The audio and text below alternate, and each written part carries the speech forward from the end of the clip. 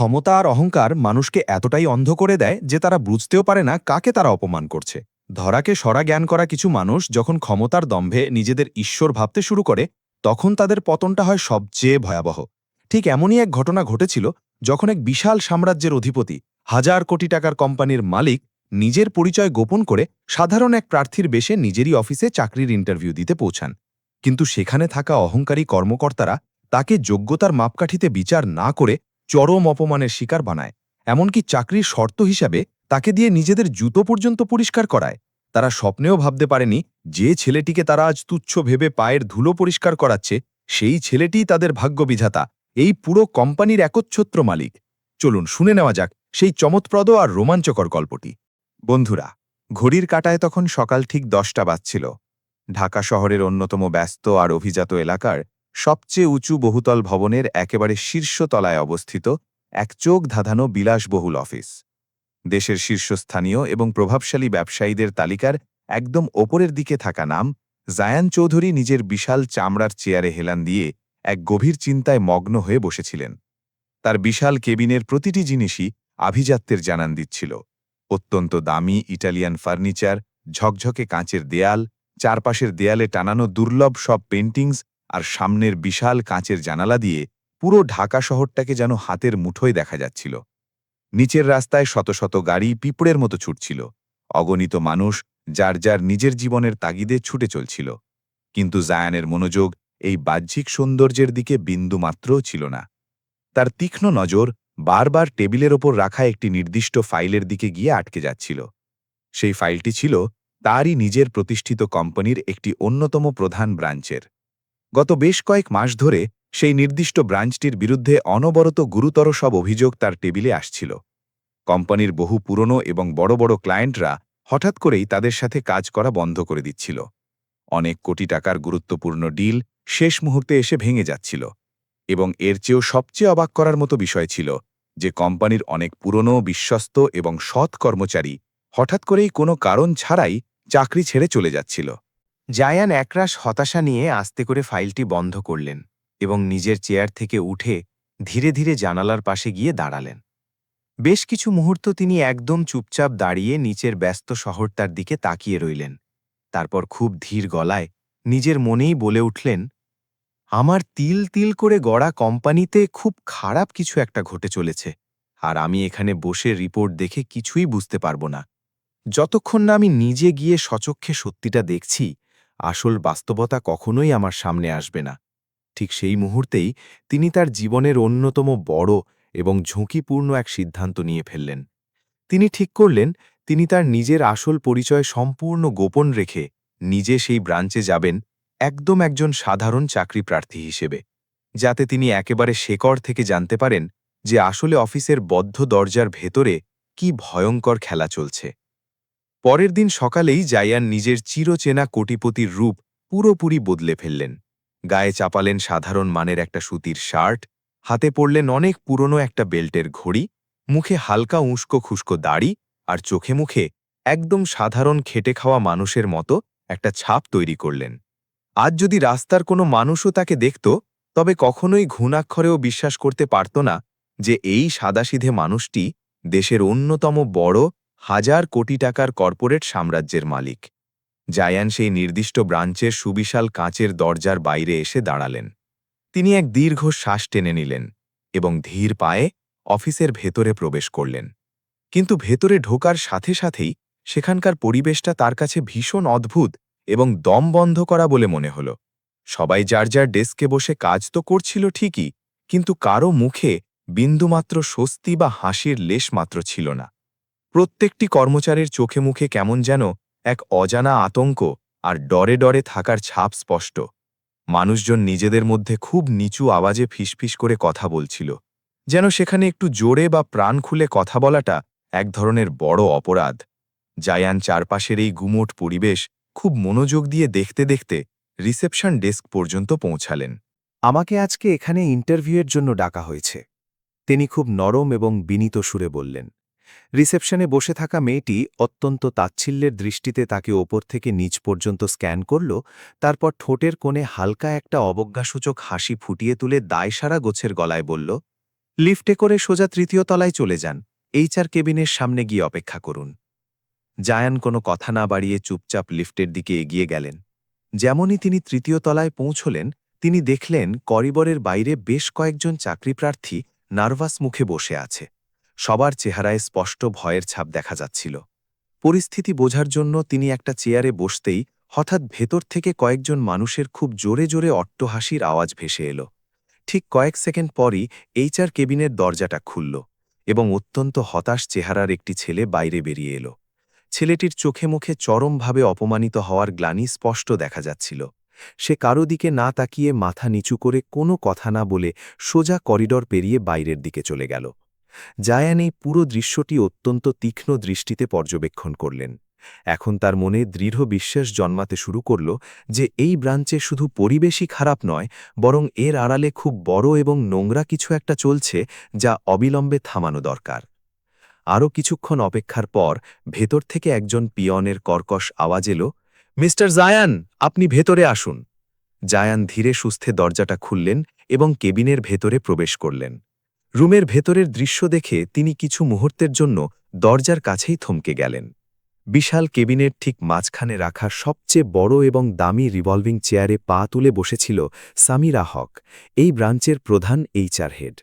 পরনে অত্যাধুনিক দামি পোশাক, চোখে মুখে মাত্রাতিরিক্ত অহংকারের ছাপ, আর কথায় কথায় অদ্ভুত এক দম্ভ ঝরে পড়ছিল।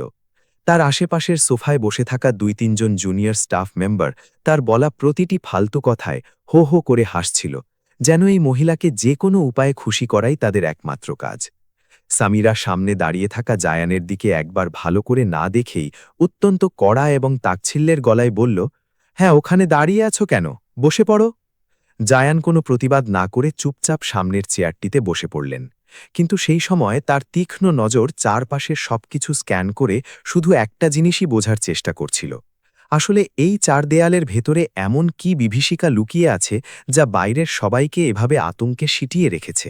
নিজের কোয়ালিফিকেশন বলো। সামিরা টেবিলের উপর রাখা ফাইলটা উল্টাতে উল্টাতে অত্যন্ত কড়া এবং বিরক্ত গলায় জিজ্ঞেস করল, আমি এমবিএ কমপ্লিট করেছি ম্যাম, এবং আমার এই ফিল্ডে ২ বছরের কাজের পূর্ব অভিজ্ঞতাও আছে। জায়ান অত্যন্ত শান্ত এবং নম্রভাবে জবাব দিলেন। কথাটা শোনামাত্রই সামিরা খুব জোরে শব্দ করে হেসে উঠল। সে তার পাশে বসা চামচা স্টাফেদের দিকে ফিরে তাকালো এবং চরম ব্যঙ্গাত্মক ভঙ্গিতে বলল, আরে বাবা, আজকাল তো রাস্তাঘাটের প্রতি দ্বিতীয় ছেলেই দেখি কোথা থেকে এমবিএ করে চলে আসে। এই এমবিএ ডিগ্রি থাকাটা আজকালকার দিনে স্পেশাল কিছু হয়ে যায় না, বুঝেছ? পুরো রুমের ভেতর চামচাদের হালকা হালকা হাসির রোল ভেসে বেড়াতে লাগল। জায়ান এই চরম অপমানের মুখেও একদম চুপ করে বসে রইলেন, কিন্তু তার চোখ চারপাশে সবকিছু খুব নিখুঁতভাবে রেকর্ড করছিল।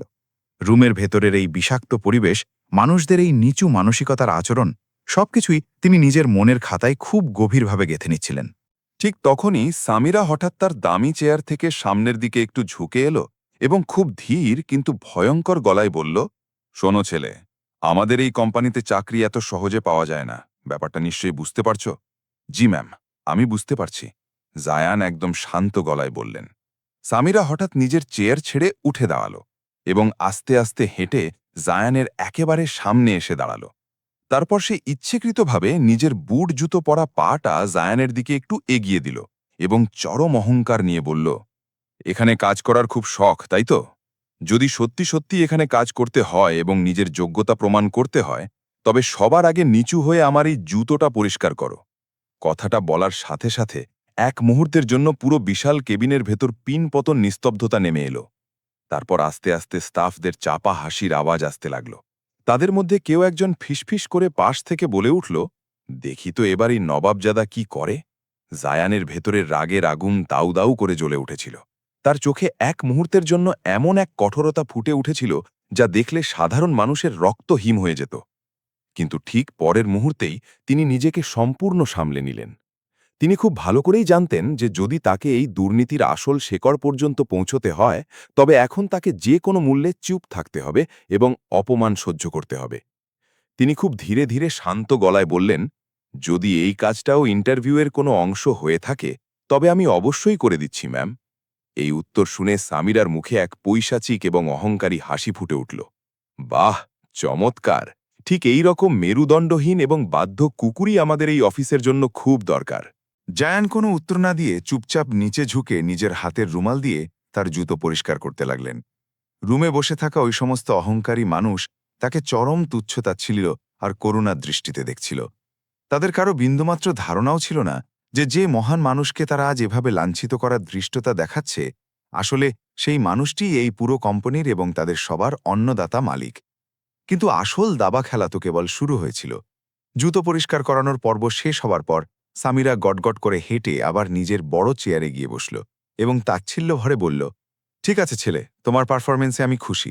তুমি চাইলে কাল সকাল থেকেই জয়েন করতে পারো, কিন্তু নিজের মাথায় খুব ভালো করে ঢুকিয়ে রেখো, এই ব্রাঞ্চে শুধু সেটাই হয় যা আমি চাই।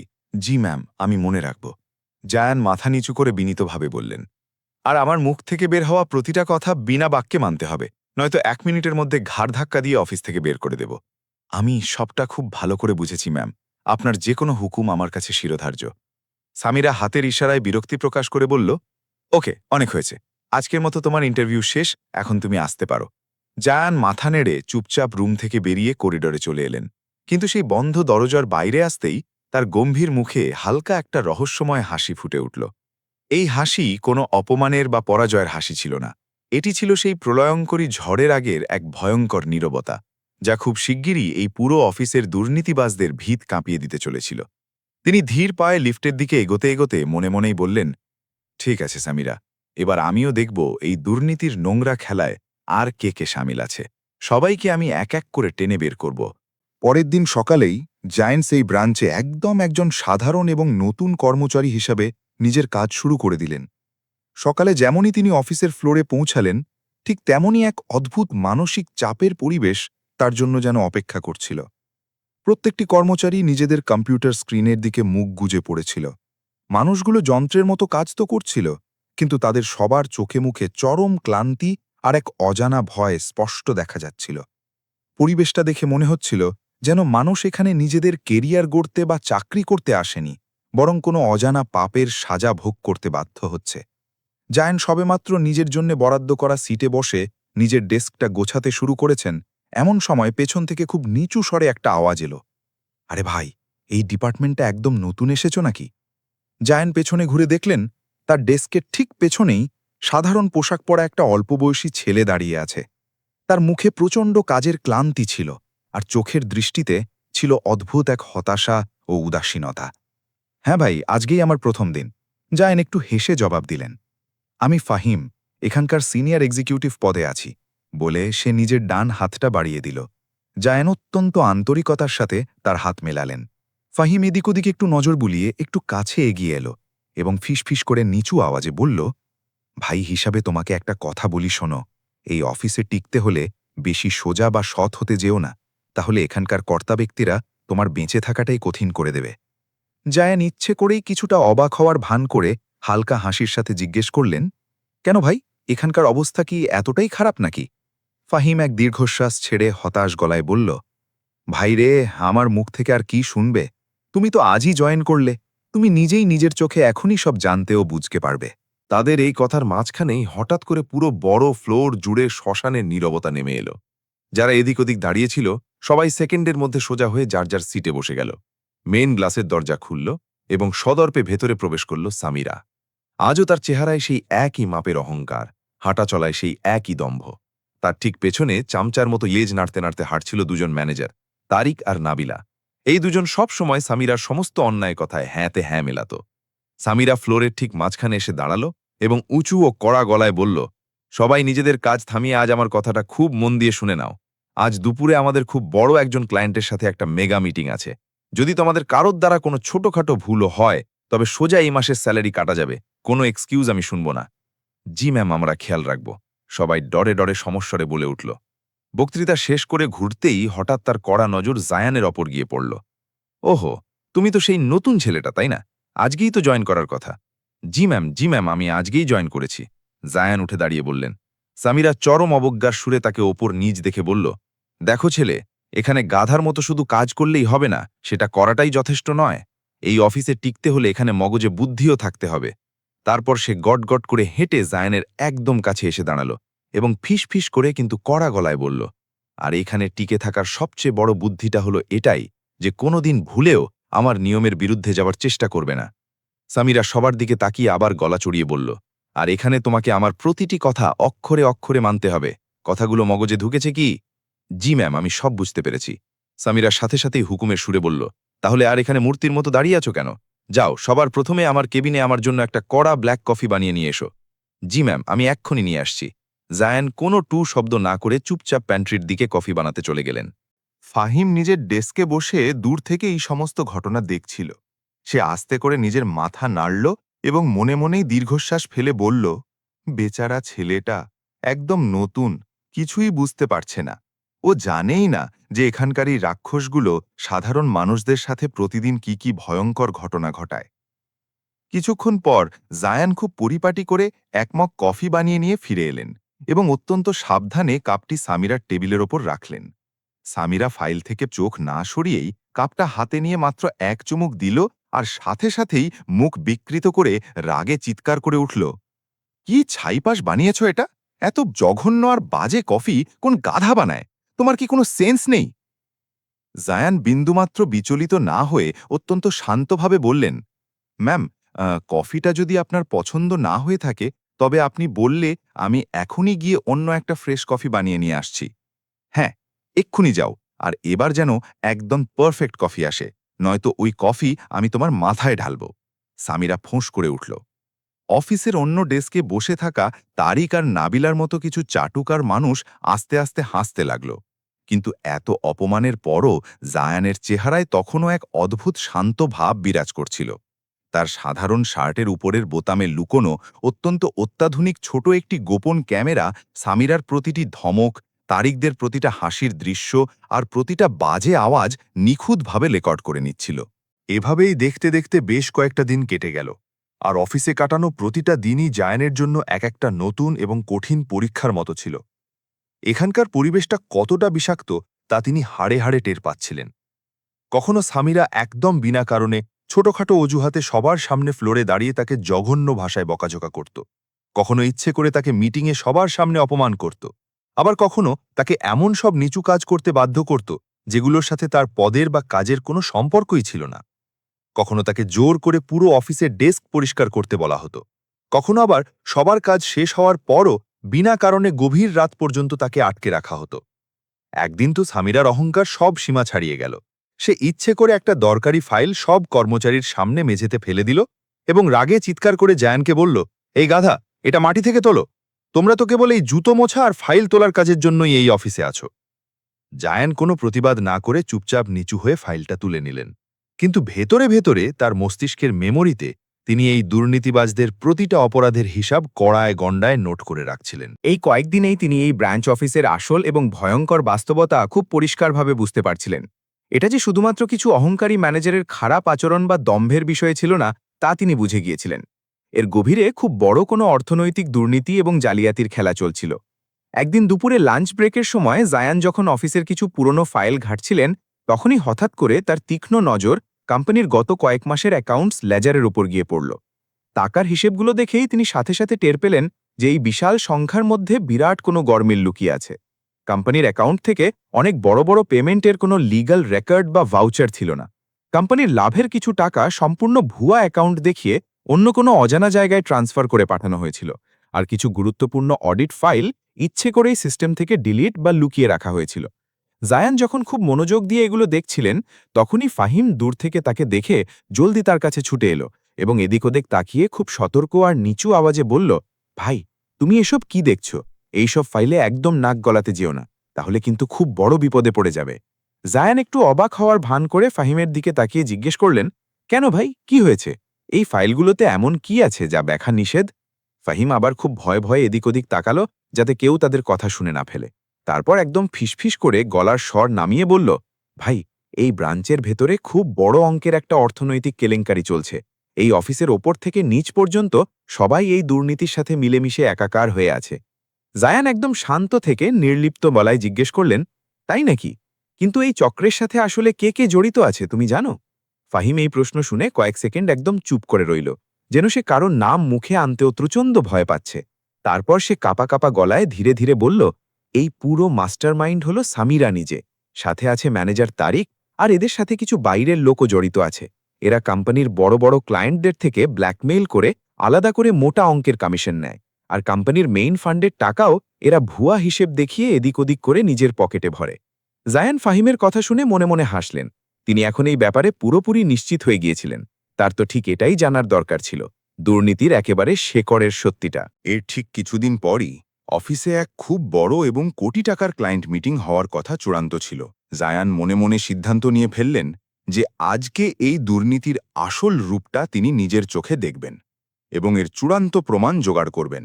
নির্দিষ্ট সময়ে কনফারেন্স রুমে মিটিং শুরু হলো। সামিরা এবং তারিক আগে থেকেই খুব পরিপাটি হয়ে সেখানে বসেছিল। তাদের ঠিক সামনের চেয়ারে শহরের নামকরা এবং অত্যন্ত সম্মানিত বিজনেসম্যান মিস্টার শাহরিয়ার হাসান বসেছিলেন। জায়ানও একজন সাধারণ জুনিয়র কর্মচারী হিসেবে ফাইলপত্র গুছিয়ে দেওয়ার অজুহাতে সেখানে উপস্থিত ছিলেন। মিটিংয়ের এক পর্যায়ে সামিরা খুব মিষ্টি হেসে বলল, দেখুন মিস্টার শাহরিয়ার, আপনার এই প্রজেক্টের কাজ তো খুব সহজেই হয়ে যাবে, সেটা নিয়ে আপনাকে ভাবতে হবে না। মিস্টার শাহরিয়ার হাসান কিছুটা স্বস্তির নিঃশ্বাস ফেলে জিজ্ঞেস করলেন, যাক, শুনে ভালো লাগলো, কিন্তু আপনি যেন কথার শেষে একটা কিন্তু জুড়ে দিলেন মনে হলো। সামিরা এবার নিজের আসল রূপ বের করল। সে একটু সামনের দিকে ঝুঁকে এলো এবং খুব ধীর চতুর গলায় বলল, ব্যাপারটা হচ্ছে স্যার, আপনার এই বড় কাজটা হেড অফিস থেকে দ্রুত পাস করাতে হলে একটু এক্সট্রা খরচ তো লাগবেই। হ্যাঁ, ধরুন এই পুরো প্রজেক্টের ভ্যালুর ওপর আমাদের প্রায় 10% কমিশন দিতে হবে। এই কথা শুনে মিস্টার শাহরিয়ার হাসান আক্ষরিক অর্থেই আকাশ থেকে পড়লেন। তিনি অবাক হয়ে বললেন, কমিশন? কিসের কমিশন? এত বড় লিগ্যাল একটা প্রজেক্ট, সব পেপারওয়ার্ক ঠিক আছে, এখানে আপনাদের কিসের জন্য আলাদা করে টাকা দিতে হবে? সামিরা এবার তাচ্ছিল্যের হাসি হেসে উঠল। স্যার, আপনি তো দেখছি একদম বাচ্চার মতো কথা বলছেন। সোজা ভাষায় আপনাকে যদি বলতে হয়, তবে এই টেবিলের তলার টাকাটা ছাড়া আপনার এই কাজ 1 ইঞ্চিও এগোবে না। তারপর সে চরম অহংকার নিয়ে বুকের ওপর হাত বেঁধে বলল, আর এমনিতেও আপনি এই কোম্পানির মালিক জায়ান চৌধুরীর কাছে গিয়েও লাভ নেই। আমাদের হেড অফিসে আমার খুব ভালো যোগাযোগ আছে। আমার কথার বাইরে ওখানে একটা পাতাও নড়ে না। রুমের ভেতর এক অদ্ভুত এবং থমথমে নীরবতা নেমে এলো। জায়ান একদম কোনায় চুপচাপ দাঁড়িয়ে সবকিছু খুব শান্তভাবে শুনছিলেন। তার শার্টের বোতামের গোপন ক্যামেরাটি সামিরার প্রতিটি বেআইনি শব্দ এবং দুর্নীতির প্রস্তাব অত্যন্ত হাই কোয়ালিটিতে রেকর্ড করে নিচ্ছিল।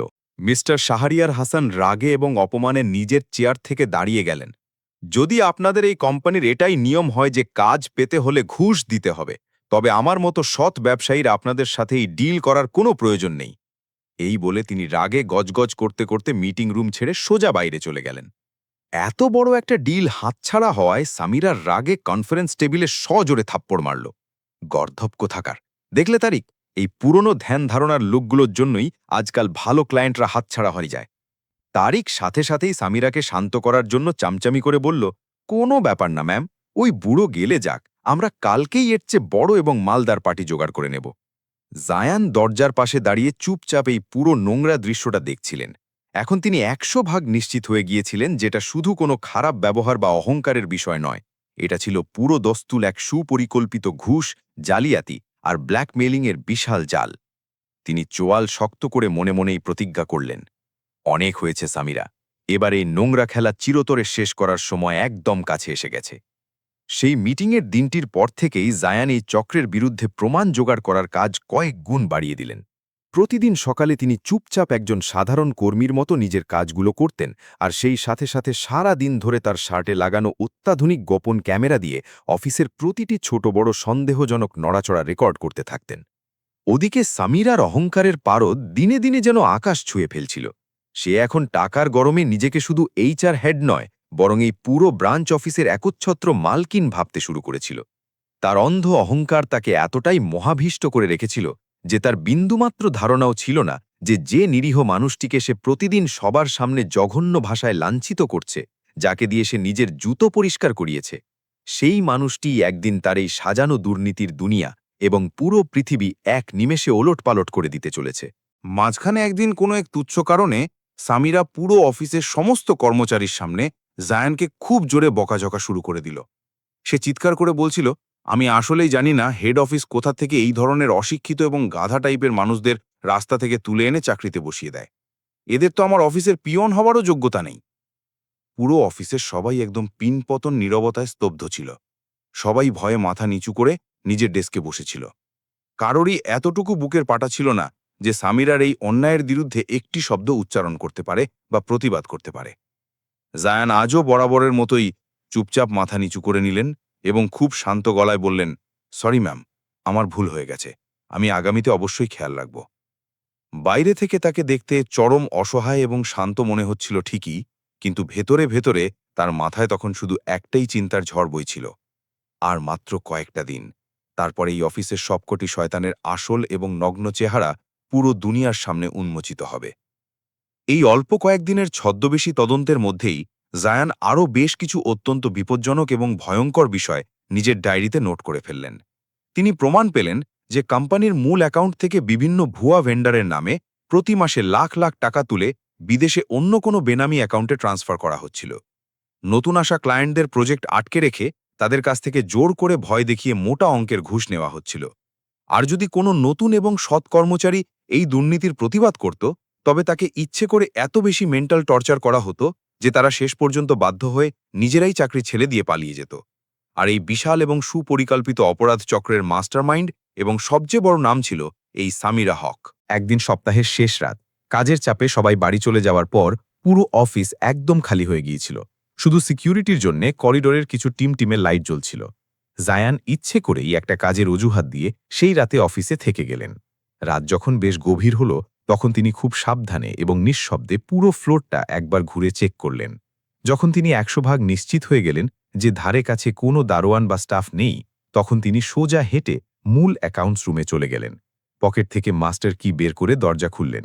তিনি সার্ভারের মেইন কম্পিউটার অন করলেন এবং নিজের স্পেশাল হ্যাকিং স্কিল দিয়ে খুব সহজেই সিস্টেমে অ্যাডমিন পাসওয়ার্ড ভেঙে লগ করে নিলেন। এরপর যেমন যেমন সিক্রেট ফোল্ডার আর ফাইল তার সামনে খুলতে লাগল, কোম্পানির ভেতরের দুর্নীতির আসল এবং ভয়ঙ্কর বাস্তবতাগুলো আরও নগ্নভাবে বেরিয়ে আসতে লাগল। সেখানে অসংখ্য জাল ট্রানজ্যাকশনের ব্যাংক রসিদ, বাইরের মাফিয়াদের সাথে আদান প্রদান করা গোপন ইমেল, ঘুষের বিশাল রেকর্ড আর কিছু এমন ডিলিট করে দেওয়া সিসিটিভি ফুটেজ তিনি উদ্ধার করলেন, যাতে পরিষ্কার দেখা যাচ্ছিল যে সামিরা আর তারিক গভীর রাতে বাইরের কিছু সন্দেহভাজন লোকেদের সাথে কনফারেন্স রুমে বসে গোপন বৈঠক করত। এটা শুধু একটা শাখার ছোটখাটো কোনো জালিয়াতি ছিল না, এটা ছিল হেড অফিসকে বোকা বানিয়ে চালানো একটা মাস্টার প্ল্যানের কেলেঙ্কারি। জায়ান সময় নষ্ট না করে সমস্ত জরুরি ফাইলের কপি, সিসিটিভি ভিডিও ফুটেজ আর ব্যাংক স্টেটমেন্টের রেকর্ড নিজের সাথে আনা একটা সুরক্ষিত এনক্রিপ্টেড পেন ড্রাইভে অতি দ্রুত কপি করে নিলেন। এখন তার কাছে শুধু সন্দেহের ওপর ভিত্তি করা কোনো কথা ছিল না, বরং এই চক্রকে জেলে পাঠানোর জন্যে তার হাতে ছিল পাথরের মতো মজবুত এবং অকাট্য সব প্রমাণ। পরের দিন সকালে জায়ান তার সেই পুরনো সাধারণ কর্মচারীর খোলস ছেড়ে নিজের আসল এবং দোর্দণ্ড প্রতাপশালী পরিচয় ফিরে এলেন। তিনি সোজা চলে গেলেন তার হেড অফিসে। আজ তাকে দেখে কেউ আর সেই লাজুক এবং সাধারণ কর্মচারী জায়ান বলে ভুল করবে না। আজ সে সেই দেশের অন্যতম প্রভাবশালী এবং শক্তিশালী বিজনেসম্যান জায়ান চৌধুরী। পরনে লাখ টাকার ইটালিয়ান ডিজাইনার ব্ল্যাক স্যুট, চোখে দামি রোদ চশমা, হাঁটাচলায় রাজকীয় আত্মবিশ্বাস আর চেহারায় এক ভয়ঙ্কর কঠোর নীরবতা। তার বিশাল কেবিনের বড় টেবিলের ওপর অনেকগুলো ফাইল সুন্দর করে সাজানো রাখা ছিল, যার প্রতিটিতে সেই দুর্নীতিবাজ ব্রাঞ্চের সমস্ত কুকীর্তির অকাট্য প্রমাণ উপস্থিত ছিল। জায়ান নিজের দামি স্মার্টফোনটি হাতে তুলে নিলেন এবং সরাসরি একটা অত্যন্ত গুরুত্বপূর্ণ নাম্বারে ডায়াল করলেন। হ্যালো, আমাকে এখনই ডিএমপি কমিশনার সাহেবের সাথে লাইনটা কানেক্ট করে দিন। কয়েক সেকেন্ড হোল্ড করার পরই অন্য পাশ থেকে এক রাশভারী গলার আওয়াজ ভেসে এলো। জায়ান অত্যন্ত কঠোর অথচ শান্ত এবং দৃঢ় আওয়াজে বললেন, কমিশনার সাহেব, আমি জায়ান চৌধুরী বলছি। আমার আপনার সাথে এখনই জরুরি ভিত্তিতে দেখা করা দরকার। আমার কোম্পানির ভেতরে একটা খুব বড় অঙ্কের জালিয়াতি আর ক্রিমিনাল সিন্ডিকেট সামনে এসেছে, আর আমি চাই এখনই অ্যাকশন নেওয়া হোক। ফোনের ওপাশ থেকে জায়ানের নাম শুনতেই কমিশনার খুব গম্ভীর এবং সিরিয়াস হয়ে গেলেন। মিস্টার চৌধুরী, আপনি একদম চিন্তা করবেন না। আপনি আমাকে ডিটেলস দিন, আমরা এখনই এর বিরুদ্ধে লিগ্যাল অ্যাকশন নিচ্ছি। এর মাত্র ঘণ্টাখানেক পরই ঢাকা মেট্রোপলিটন পুলিশের কমিশনার স্বয়ং তার টিম নিয়ে জায়ানের হেড অফিসে পৌঁছে গেলেন। জায়ান তাকে বসালে এবং গত কয়েকদিন ধরে জোগাড় করা সমস্ত হাই রেজলিউশন ভিডিও রেকর্ডিং, ভুয়া ব্যাংক ফাইল, গোপন ইমেল আর অ্যাকাউন্টসের স্টেটমেন্টগুলো একে একে দেখালেন। সব প্রমাণ নিজের চোখে দেখে জাদরেল কমিশনার সাহেবও রীতিমতো অবাক হয়ে গেলেন। এত বড় একটা ভয়ঙ্কর কেলেঙ্কারি আর এত দীর্ঘদিন ধরে একদম নিখুঁতভাবে চলছিল। জায়ান অত্যন্ত গুরুত্বের সাথে টেবিল চাপড়ে বললেন, কমিশনার সাহেব, আমি চাই এই দুর্নীতির সাথে জড়িত প্রতিটি মানুষকে, বিশেষ করে মাস্টার মাইন্ডগুলোকে আজই সবার সামনে হাতে নাতে ধরা হোক। কোনো ছাড় দেওয়া চলবে না। কমিশনার সাহেব নথিপত্রগুলো ব্যাগে ঢোকাতে ঢোকাতে জিজ্ঞেস করলেন, আপনি নিশ্চিত থাকুন মিস্টার চৌধুরী, তবে এগুলো এক্সিকিউট করার জন্য আপনার আজকের প্ল্যান কি? জায়ানের গম্ভীর মুখে অত্যন্ত তীক্ষ্ণ এবং হালকা একটা হাসি ফুটে উঠল। খুব সিম্পল, কাল সকালে আপনি আপনার সিভিলের পুরো স্পেশাল পুলিশ টিম নিয়ে ঠিক 10টায় আমার ওই ব্রাঞ্চের নিচে পৌঁছে যাবেন, আর বাকি ভেতরের নাটকের সিনারিওটা আমি নিজে একা হাতে সামলে নেব। কমিশনার এই আত্মবিশ্বাস দেখে সাথে সাথে মুচকি হেসে মাথা নাড়লেন। ডান, কথা দিচ্ছি, কাল সকালের মধ্যেই আপনার ওই ব্রাঞ্চের সব আবর্জনা পরিষ্কার হয়ে যাবে। পরদিন সকাল, ওই ব্রাঞ্চ অফিসে বরাবরের মতোই এক ভীতিকর পরিবেশে কাজ চলছিল। সামিরা নিজের বিশাল চেয়ারে মহারানীর মতো বসে বাইরে থাকা সাধারণ কর্মচারীদের ওপর এক নাগাড়ে হুকুম চালাচ্ছিল আর বকাবকি করছিল। সব কর্মচারী মুখ বুজে চুপচাপ নিজেদের কম্পিউটারে কাজে ব্যস্ত ছিল। ঠিক 10টা বাজতেই হঠাৎ অফিসের বাইরে অনেকগুলো ভারী গাড়ির ব্রেক কষার আওয়াজ ভেসে এলো। এই হঠাৎ শব্দে পুরো স্টাফ চমকে গেল। নাবিলা তড়িঘড়ি করে কাঁচ দিয়ে নিচে রাস্তায় তাকালো আর দেখল 4-5টা বিশাল দামি ল্যান্ড ক্রুজার আর কালো রেঞ্জ রোভার গাড়ি অফিসের একদম মেইন গেটের বাইরে এসে থেমেছে। নাবিলা চরম ঘাবগেবিয়ে তারিককে বলল, তারিক ভাই, নিচে তো সব বড় বড় ভিআইপি গাড়ি এসেছে, এসব কি হচ্ছে আজকে? ঠিক সেই মুহূর্তেই অফিসের বিশালাকার মেন কাচের দরজাটা সশব্দে খুলে গেল এবং অত্যন্ত রাজকীয় ভঙ্গিতে ভেতরে প্রবেশ করলেন জায়ান। কিন্তু আজ তাকে দেখে সবার চোখ কপালে ওঠার জোগাড়। আজ সে আগের সেই মলিন শার্ট পরা, মাথা নিচু করে থাকা সাধারণ কর্মচারী ছিল না। আজ তার পরনে ছিল অত্যন্ত এক্সপেন্সিভ একটি 3 পিস ব্ল্যাক স্যুট, চোখে রেমন্ডের চশমা। তার ঠিক পেছনেই 4জন সুঠামদেহী, কালো চশমা পরা সশস্ত্র বডিগার্ড পাহারায় দাঁড়িয়েছিল। তার হেঁটে আসার সেই দৃপ্ত ভঙ্গি, তার চোখের আগুন, তার সম্পূর্ণ ব্যক্তিত্ব সবকিছু জাদু মন্ত্রের মতো বদলে গিয়েছিল। মুহূর্তে পুরো সুবিশাল অফিসে এক শ্মশানের মতো থমথমে নীরবতা নেমে এলো। উপস্থিত সবাই চরম বিস্ময় আর হতবাক দৃষ্টি নিয়ে শুধু তার দিকেই ফ্যালফ্যাল করে তাকিয়ে রইল। ফাহিম নিজের ডেস্কে বসে এই দৃশ্য দেখে তার চোখ তো আক্ষরিক অর্থেই ছাড়া বড়া হয়ে গেল। সে অস্ফুট স্বরে বলে উঠল, ইয়া আল্লাহ, এটা তো সেই নতুন ছেলেটা জায়ান, কিন্তু ও এমন হিরোর মতো সেজে এলো কেন? ভেতরে শোরগোল শুনে সামিরাও বিরক্ত হয়ে বাইরে এলো এবং জায়ানের এই রূপ দেখে সাথে সাথে নিজের জায়গা থেকে দাঁড়িয়ে গেল। প্রথমে তো সে নিজের চোখকেই বিশ্বাস করতে পারছিল না। কিছু মুহূর্ত সে জায়ানের এই বদলে যাওয়া অবতারের দিকে ড্যাব ড্যাব করে তাকিয়ে রইল। তারপর নিজের সেই পুরনো অহংকার নিয়ে চিৎকার করে বলল, এই গর্ধব, এইসব জঙ্গলিদের নিয়ে এখানে কি ফালতু ড্রামা শুরু করেছ? আর এসব অন্যের ধার করা স্যুট পরে তুমি নিজেকে কি মনে করছ? তুমি আসলে কে? জায়ান 2 পকেটে হাত ঢুকিয়ে অত্যন্ত ধীর এবং মাপা পায়ে সামিরার দিকে এগিয়ে গেলেন। আজ তার মুখে সেই পুরনো বিনীত হাসিটা ছিল না, সেখানে জায়গা করে নিয়েছিল শুধু এক হিমশীতল কঠোরতা। তিনি সামিরার একদম সামনাসামনি এসে থামলেন এবং অত্যন্ত ঠান্ডা অথচ ভয়ঙ্কর ধীর গলায় বললেন, ড্রামা তো সবে শুরু হলো সামিরা। তারপর তিনি ঘাড় ঘুরিয়ে পুরো অফিসের উপস্থিত হতভাগ কর্মচারীদের দিকে একবার তাকালেন এবং মেঘ গর্জনের মতো গলায় বললেন, আর আজ এই ফ্লোরের সবাই খুব ভালো করেই জানতে পারবে যে আমি আসলে কে। সামিরা পরিস্থিতি বুঝতে না পেরে নার্ভাসভাবে হেসে উঠল। কেন, রবিনহুড? হঠাৎ করে সিনেমাতে হিরোর পাঠ করার খুব ইচ্ছে জেগেছে নাকি? জায়ান নিজের রোদ চশমাটা খুলে সামিরার চোখের দিকে সরাসরি তীক্ষ্ণ দৃষ্টিতে তাকিয়ে বললেন, না, কিন্তু আজ আমি তোমাকে স্পেশাল শোতে এমন একটা রিয়েল লাইফ ফিল্ম অবশ্যই দেখাবো যার প্রথম দৃশ্যটা দেখার পর তোমার এই সাজানো দুর্নীতির পুরো পৃথিবীটা তাসের ঘরের মতো ভেঙে চুরমার হয়ে যাবে। ঠিক এতটুকু বলেই জায়ান একটু পেছনে ফিরে নিজের প্রধান বডিগার্ডের দিকে তাকিয়ে খুব সূক্ষ্ম একটা ইশারা করলেন।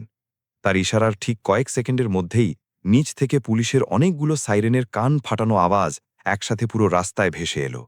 এই আওয়াজে পুরো অফিস আক্ষরিক অর্থেই কেঁপে উঠল। সবাই প্রচণ্ড ঘাবড়ে গিয়ে সিট ছেড়ে উঠে একে অপরের মুখের দিকে তাকাতে লাগল। পুলিশ? এখানে এত পুলিশ কেন? এরা আমাদের অফিসে কেন এসেছে? এই আতঙ্কের মাঝেই মেন দরজা দিয়ে প্রায় 15-20 জন সশস্ত্র এবং ইউনিফর্ম পরা পুলিশ কর্মী অত্যন্ত দ্রুত গতিলে অফিসের ভেতরে প্রবেশ করলেন। তাদের ঠিক পেছনেই গটগট করে হেঁটে ঢুকলেন স্বয়ং ডিএমপির পুলিশ কমিশনার। পুরো অফিসের সবার নজর এবং নিঃশ্বাস এখন শুধু এই একটি ভয়ঙ্কর দৃশ্যের ওপরই আটকে ছিল।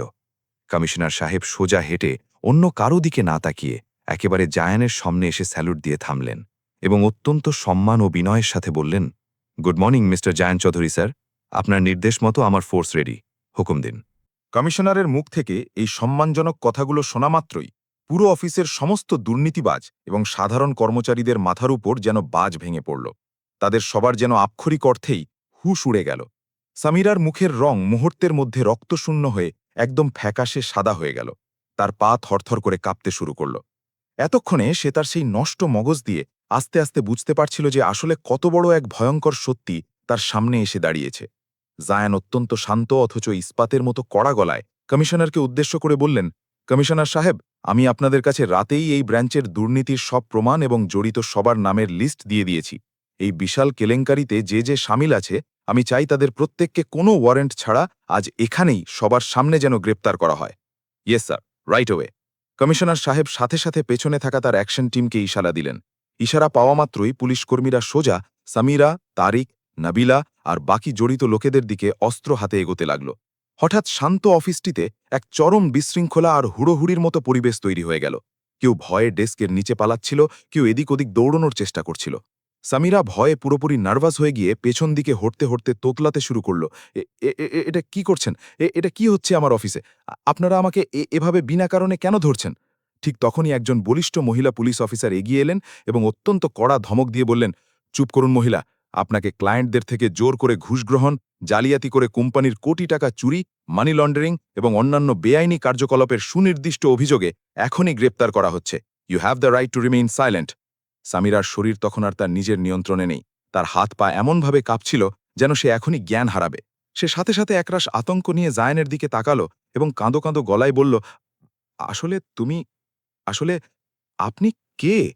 ঠিক তখনই কমিশনার সাহেব সামনে এগিয়ে এলেন এবং রাগান্বিত কিন্তু উঁচু গলায় পুরো অফিসকে শুনিয়ে বললেন, এখনও তোমার মতো ইডিয়েট বুঝতে পারোনি উনি কে? কমিশনার অত্যন্ত সম্মানের সাথে জায়ানের দিকে নিজের হাত দিয়ে ইশারা করলেন, তোমরা সবাই চোখ কান খুলে শুনে রাখো, ইনি হলেন এই দেশের স্বনামধন্য ব্যবসায়ী এবং এই পুরো গ্রুপ অফ কোম্পানিজের একমাত্র মালিক এবং চেয়ারম্যান মিস্টার জায়ান চৌধুরী। এই চরম সত্যটা শোনামাত্রই যেন পুরো অফিসের বাতাস জমে বরফ হয়ে গেল। সবাই পাথরের মূর্তির মতো স্তব্ধ হয়ে গেল। প্রত্যেকটি সাধারণ কর্মচারী চরম বিস্ময় এবং ভক্তি নিয়ে জায়ানকে দেখতে লাগল। ফাহিমের চোখে তখন অবাক হওয়ার পাশাপাশি ছিল এক পরম শ্রদ্ধা ও সম্মানের দৃষ্টি। সে এখনও নিজের চোখকেই বিশ্বাস করতে পারছিল না যে নিরীহ আর সাদাসিধে ছেলেটিকে এই অফিসের বড় কর্তারা প্রতিদিন অকথ্য ভাষায় অপমান করে আসছিল, সেই ছেলেটিই আসলে ছদ্মবেশে থাকা এই বিশাল সাম্রাজ্যের অধিপতি বেরোল। ওদিকে ম্যানেজার তারিকের হাত পা ভয়ে এতটাই কাঁপছিল যে সে সেখানেই মেঝেতে বসে পড়ল। আর সামিরা, সে তো এই ধাক্কায় যেন ভেতর থেকে পুরোপুরি ভেঙে চুরমার হয়ে গিয়েছিল।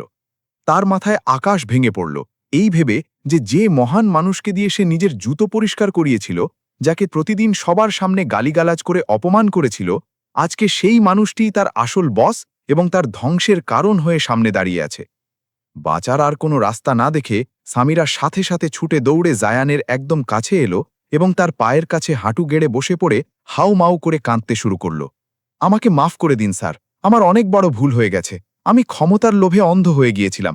প্লিজ আমাকে এবারের মতো ক্ষমা করে দিন। আমি সত্যিই জানতাম না যে আপনি। Just shut up. জায়ানের গলার আওয়াজ এতটা ভয়ঙ্কর এবং কঠোর ছিল যে পুরো অফিস থরথর করে কেঁপে উঠল।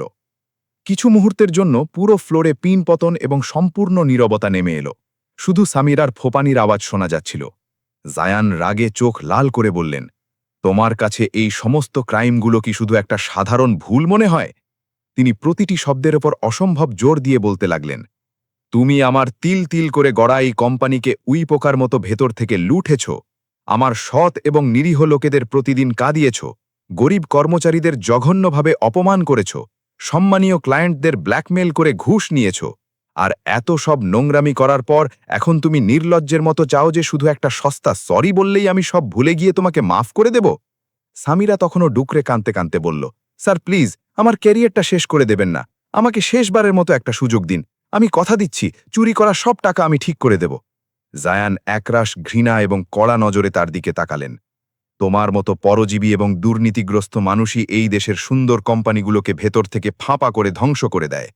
তোমাদের কোনো ক্ষমা নেই। তারপর তিনি সামিরার দিক থেকে মুখ ফিরিয়ে পুরো অফিসের কর্মচারীদের দিকে তাকালেন এবং অত্যন্ত বুলন্দ তেজদীপ্ত আওয়াজে ঘোষণা করলেন, তোমরা সবাই আজ থেকে একটা কথা খুব ভালোভাবে মনে রেখো, আমি জায়ান চৌধুরী যতদিন বেঁচে আছি আমার এই কোম্পানিতে কোনো নিরীহ কর্মীর ওপর জুলুম, 1 টাকার দুর্নীতি আর এই ধরনের সস্তা অহংকার কখনোই চলতে দেওয়া হবে না।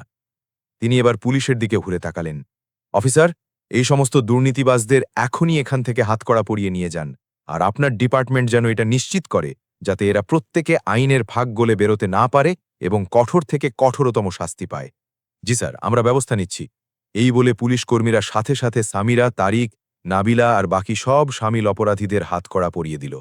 হাতকড়া পরা অবস্থায় পুলিশ যখন সামিরাকে টেনে নিয়ে যাচ্ছিল, তখন সে যাওয়ার সময় বারবার করুণ দৃষ্টিতে জায়ানের দিকে তাকাচ্ছিল। কিন্তু তার সেই চোখে এখন আর কোনো অহংকার বা দম্ভের লেশ মাত্র ছিল না। সেখানে ছিল শুধু নিজের কর্মের জন্য এক বুক ভয় আর চরম অনুশোচনা। ধীরে ধীরে পুলিশ সবাইকে নিয়ে অফিসের বাইরে চলে গেল এবং লিফটের দরজা বন্ধ হয়ে গেল। অপরাধীরা চলে যাওয়ার পর পুরো বিশাল অফিসে এক অদ্ভুত এবং স্বস্তিদায়ক গভীর নীরবতা নেমে এলো।